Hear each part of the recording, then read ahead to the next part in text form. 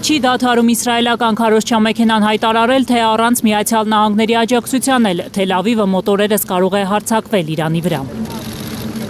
Փորձնական փուչիկ է Նեթանյահուն բաց թողնում հասկանալու Թրամփի տրամադրությունը Իրանի միջուկային օբյեկտները ինքնագլուխ թիրախավորելուց առաջ։ Ակնհայտ է, որ միջուկային անուղղակի բանակցությունների 4-րդ ռաունդից հետո Թրամփը մտադիր չէ ուժ բանեցնել Իրանի վրա։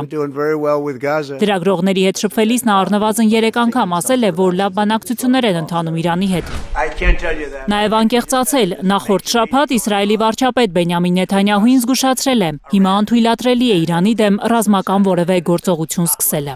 Դե կցանկանայի անկեղծ լինել, այո, զգուշացրել եմ, հաջորդ հարցը խնդրեմ, այո, ասել եմ, սա նախազգուշացում չէ, ես ասացի, որ չեմ կարծում, թե դա նպատակահարմար է։ Փորձագետները նկատում են, որ ԱՄՆ նախագահն այս փուլում նպատակ ունի առանց ուժի, դիվանագիտական ճանապարհով ավելին ստանալ Իրանից։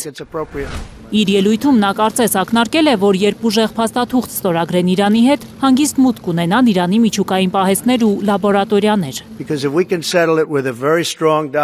Ես ուզում եմ, որ այդ փաստաթուղթը շատ ուժեղ լինի, մենք կարողանանք տեսուչների հետ մտնել, վերցնել այն, ինչ ուզում ենք, եթե ցանկանանք, պայթեցնենք այն, ինչ ուզում ենք, բայց ոչ մեկի չսպանենք։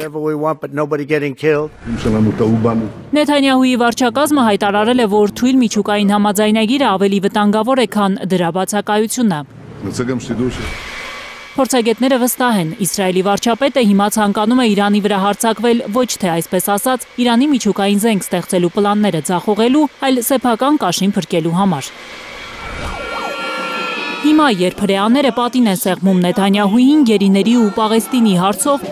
Իսրայելի վարչապետը փորձում է կիրառել իշխանությունը պահելու հին մեթոդը, սկսել ռազմական գործողություն ժողովրդի ուշադրությունը շեղելու համար։ Գանե Մովսիսյան, Անի Ղանդիլյան, Հայլուր։